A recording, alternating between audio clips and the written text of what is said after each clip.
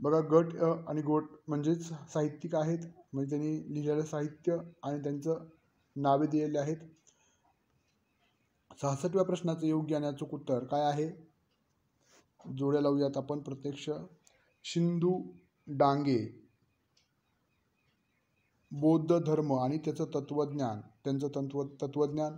बासी मेंढेकर, काही कविता. त्यानंतर आनंद यादव, आपल्याला माहीत आहे ग्रामीण साहित्यिक आहेत. त्यांनी कोणतं साहित्य लिहिलं आहे? गोतावळा, प्रसिद्ध साहित्य आहे. त्यानंतर राजन गवस यांनी कोणतं लिहिलेलं आहे? तनकर. त्यामुळे योग्य पर्याय आहे पर्याय क्रमांक सी.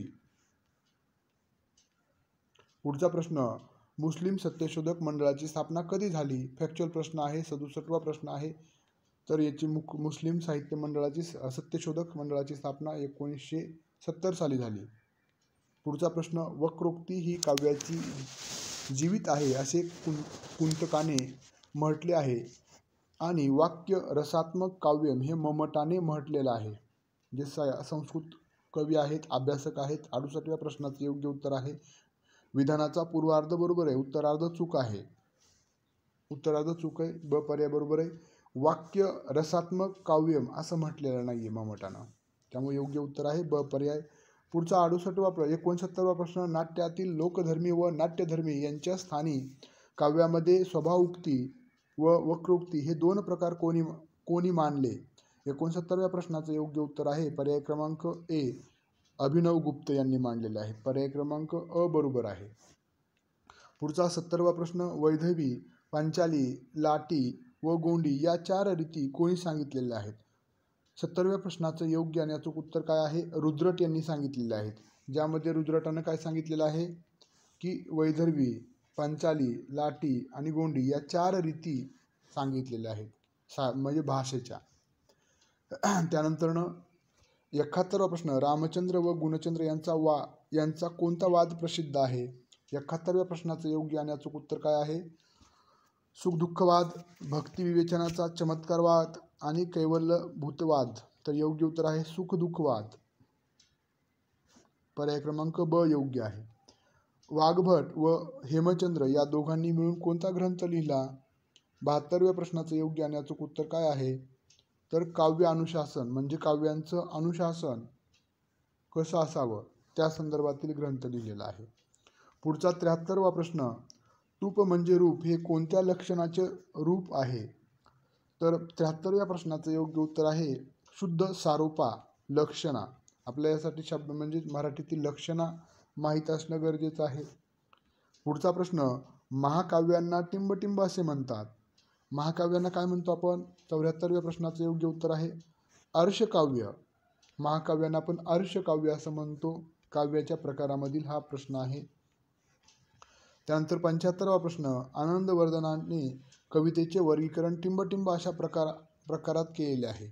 75व्या प्रश्नाचं योग्य आणि अचूक उत्तर आहे उत्तम व मध्यम काव्य अशा दोन प्रकारामध्ये केलेलं आहे. आनंदवर्धन यांनी कवितेचं वर्गीकरण उत्तम आणि मध्यम काव्य. पुढचा 76वा प्रश्न, महाराष्ट्राला संस्कृतीचे देखणेपण लाभले ते टिंबटिंब समाजकथनामुळे किंवा समाजकथनामुळेच. 76व्या प्रश्नाचं योग्य आणि अचूक उत्तर काय आहे? आपण पाहू शकता श्री चक्रधर स्वामी यांनी जे समाज कथन केलं आहे, समाजाचं जे वास्तव रूप लिहिलेलं आहे, पर्याय क्रमांक अ बरोबर आहे. त्यानंतरनं 77वा प्रश्न, एकनाथांनी शके 1521 टिंबटिंब येथे गोदावरीकाठी समाधी घेतली. तर आपल्याला माहीत आहे पैठण, त्यांचं कर्तृत्व पैठण येथे आहे. पैठणला त्यांची समाधी आहे.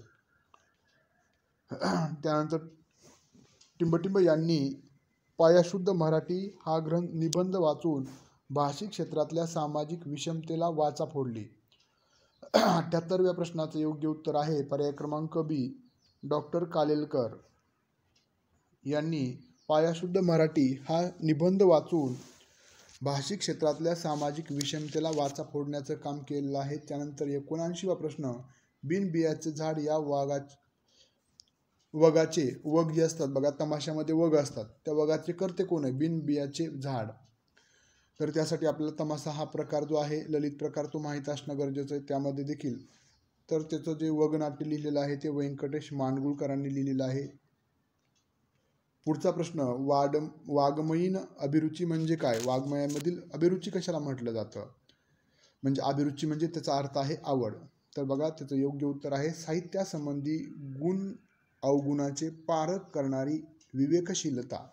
त्याला आपण वाङ्मयीन अभिरुची असं म्हणतो, वाङ्मयीन आवड असं म्हणतो. पर्याय क्रमांक अ बरोबर आहे. त्यानंतर 81व्या प्रश्न बघा, साहित्याचे मूळ ज्या भाषा नामक संस्थेत असते तिचे स्वरूप तेथील विशिष्ट टिंबटिंब ठरवत असते. 81व्या प्रश्नाचं योग्य आणि अचूक उत्तर काय आहे? भौगोलिकता. बघा भौगोलिकतेवर अवलंबून असतं. आपण म्हणतो 12 कोसावर पाणी बदलतं, नाही, कोसावर पाणी आणि 12 कोसावर बाणी, म्हणजे बोली बदलत असते. तर साहित्याचं मूळ हे भौगोलिक ह्याच्यावर क्षेत्रानुसार बदलत असतं. त्यामुळे आपण विदर्भातलं साहित्य वेगळं आहे, पश्चिम महाराष्ट्रातलं वेगळं आहे, शहरी वेगळं आहे, ग्रामीण वेगळं आहे. पुढचा प्रश्न, 82वा मर्फीच्या ऑन इन द रॉंग हे मोल्लेरच्या गानरील या दोन प्रहसनाच्या आधारे निर्माण झाले. मराठीतील प्रहसन काय आहे? की आपण त्याला साहित्य जरी म्हटलं तरी चालेल. संशय कल्लोळ. प्रहसन म्हणजे साहित्य, संशय कल्लोळ योग्य उत्तर आहे. 83वा प्रश्न, मराठी कादंबरी वाङ्मयावर टिंबटिंब मोठ्या प्रमाणात प्रभाव पडलेला आहे. कुणाचा प्रभाव पडलेला आहे? 83व्या प्रश्नाचं योग्य उत्तर आहे रोनाल्डस या कादंबरीकाराचा. पर्याय क्रमांक ए बरोबर आहे, अपर्याय. पुढचा 84वा प्रश्न, एका भाषेतील आशय दुसऱ्या भाषेत व्यक्त करणे म्हणजे टिंबटिंब होय. त्याला काय म्हणतात?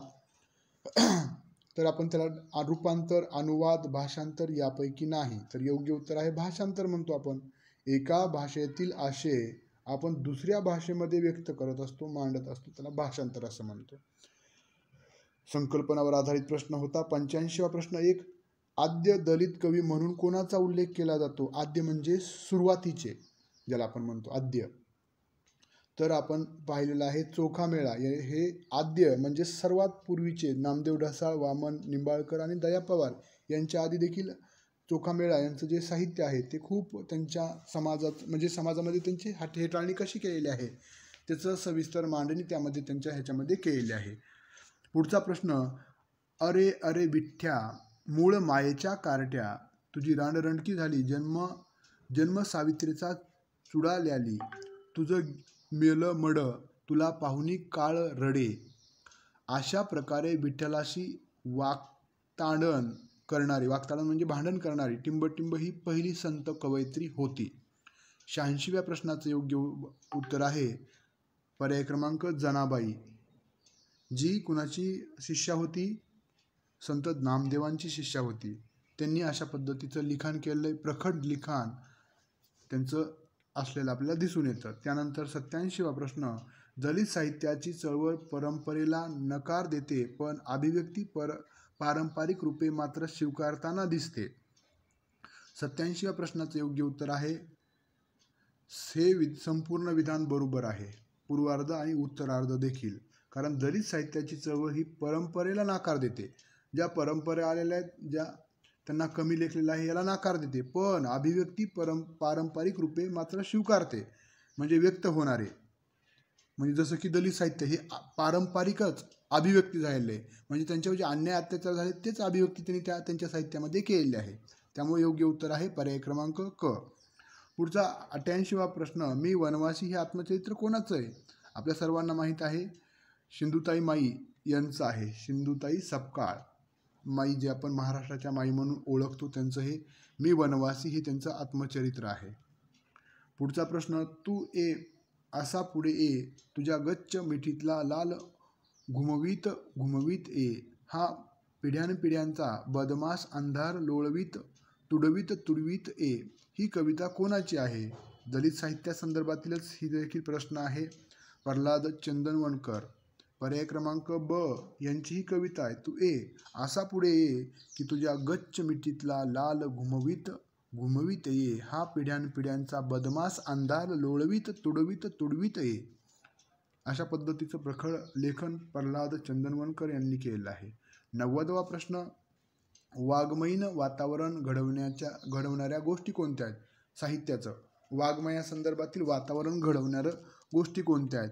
तर बघा, लेखकाची वाङ्मयीन चरित्रे, प्रकाशन ग्रंथ, संस्था, वाचक वर्ग, त्यांची अभिरुची, त्यानंतर वृत्तपत्रे, नियतकालिके, ग्रंथमाला, परिसंवाद, सभा संमेलने, त्यानंतर वाङ्मयीन पुरस्कार, पारितोषिके, अनुवाद, यापैकी सर्वच पर्याय क्रमांक डी हे सर्वच साहित्याच्या वातावरण घडवणाऱ्या गोष्टी आहेत. साहित्य निर्मितीला प्रोत्साहन देणाऱ्या घटना आहेत किंवा गोष्टी आहेत. त्यामुळे ड पर्याय योग्य. 91वा प्रश्न, साती ग्रंथाची निर्मिती टिंबटिंब या राजवटीमध्ये झाली. 51वा प्रश्न, यादव काळामध्ये जे महानुभावांचे साती ग्रंथ आहेत ते यादवांच्या कालखंडामध्येच निर्माण झालेले आहेत.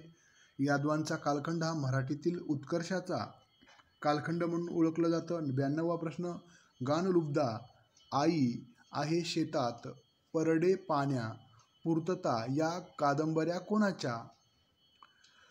92व्या प्रश्नाचं योग्य उत्तर आहे र वा दिघे यांच्या ह्या सर्व कादंबऱ्या आहेत. गानलुब्धा, आई आहे शेतात, परडे पाण्या, पूर्तता या कादंबऱ्या. पुढचा 93वा प्रश्न, न पटणारी गोष्ट या कादंबरीचे लेखक कोण आहेत? 93वा प्रश्न फॅक्च्युअल प्रश्न, ह ना आपटे. पर्याय क्रमांक ब योग्य आहे. पुढचा प्रश्न 94वा, मानवाचा विकास हा साहित्याच्या अभिरुचीवर अवलंबून असतो आणि त्यावरच मानवतेची उन्नतीही अवलंबून असते. 94व्या प्रश्नाचं योग्य उत्तर आहे पर्याय क्रमांक सी, पूर्वार्ध बरोबर आहे, उत्तरार्ध बरोबर आहे. पर्याय क्रमांक सी योग्य आहे. पुढचा प्रश्न 95वा, दीनबंधू या वृत्तपत्राचे संपादक कोण आहेत? आपल्याला वाटतं महात्मा फुले, पण कोण आहेत? कृष्णा भालेकर. पर्याय क्रमांक सी योग्य पर्याय आहे, दीनबंधू. त्यानंतर पुढचा 96वा प्रश्न, साहित्याचा टिंबटिंब हा काळ सर्वमान्य आहे. नवसाहित्याचा टिंबटिंब हा काळ सर्वमान्य आहे. 96व्या प्रश्नाचं योग्य उत्तर आहे 1960 ते 1985 हा नवसाहित्याचा, नवीन साहित्य प्रकाराचा काळ म्हणून सर्वांनी मान्य केलेला आहे. पर्याय क्रमांक डी. पुढचा 97वा प्रश्न, पोएट्री इज म्युझिकल कॉम्पोजिशन्स ही काव्याची व्याख्या कोणत्या पाश्चात्य साहित्यिकानं केलेली आहे? 97व्या प्रश्नाचे योग्य उत्तर आहे वुड्सवर्थ. पर्याय क्रमांक अ बरोबर आहे. पुढचा प्रश्न 98वा, म ना सहस्रबुद्धे यांनी पोवाड्यात कोणत्या नावाने संबोधिले आहे? पोवाड्याला कीर्तिकाव्य, धर्मकाव्य, वीरकाव्य, गुणकाव्य. बघा, म ना सहस्रबुद्धे यांनी पोवाड्याला कोणत्या नावानं संबोधलेला आहे असा प्रश्न आहे. तर गुणकाव्य. 98व्या प्रश्नाचं उत्तर आहे गुणकाव्य, ज्यामध्ये त्यांचे गुण, वेगवेगळ्या व्यक्तींचे गुण त्या ठिकाणी वर्णिलेले आहेत. पुढचा प्रश्न 99वा, समीक्षा म्हणजे कला आणि साहित्याच्या क्षेत्रात निर्णय देणे, निर्णयाच्या मागे चिंतनशीलता महत्त्वाची आहे, हे मत कोणाचं? तर W.B. वर्सफोल्ड योग्य पर्याय आहे. पर्याय क्रमांक अ. आणि या प्रश्नपत्रिकेतील शेवटचा प्रश्न 100वा, राजे सिंहासनारूढ झाले या युगी सर्व पृथ्वीवर मच्छे बादशहा, महाटा, पातशहा एवढा छत्रपती झाला, ही गोष्ट काही सामान्य झाली नाही, हे उद्गार कोणी काढलेले आहेत? तर हे उद्गार काढलेले आहेत कृष्णाजी अनंत सभासद, ज्यांनी ह्याच्यावर बखर पण लिहिलेले आहे. सभासदाची बखर म्हणून आपण ओळखतो, ज्यामध्ये राजे सिंहासनारूढ झाले या युगी सर्व पृथ्वीवर मच्छे बादशाह, मराठा, पातशाह एवढा छत्रपती झाला, ही गोष्ट काही सामान्य नाही आहे, असं उद्गार कृष्णाजी अनंत सभासद, जे सभासदांची बखर देखील प्रसिद्ध आहेत, त्यांनी काढलेले आहेत. अशा पद्धतीनं योग्य पर्याय क आहे. मित्रांनो, आपण जर या परीक्षेची तयारी करत आहात, सेट नेट, त्यानंतर पुढे प्राध्यापक भरती, तर आमच्याबरोबर जोडलं जाण्यासाठी किंवा अशा स्वरूपातील टेस्ट सिरीज तुम्हाला आता 7 एप्रिलसाठी हवे असतील तर निश्चितच तुम्ही 9689 म्हणजे 9689 04 77 38 या क्रमांकाला तुम्ही मॅसेजद्वारे देखील माहिती घेऊ शकता किंवा फोन करू शकता. त्यानंतर ऑल एक्झाम कट्टा ह्या जे आपलं गुगल प्ले स्टोअरवरील ॲप आहे याच्या माध्यमातून देखील तुम्ही टेस्ट सिरीज कोर्सेस कमी कालावधीमध्ये परचेस करू शकता. ते देखील अतिशय कमी शुल्कामध्ये हे तुम्हाला उपलब्ध होणार आहे. त्यासाठी तुम्हाला या नंबरला कॉल करायचा आहे. हा व्हिडिओ आवडला असेल आणि आपले मित्रमैत्रिणी जे या परीक्षेची तयारी करत आहेत या विषयातून त्यांना शेअर करायला विसरू नका. धन्यवाद.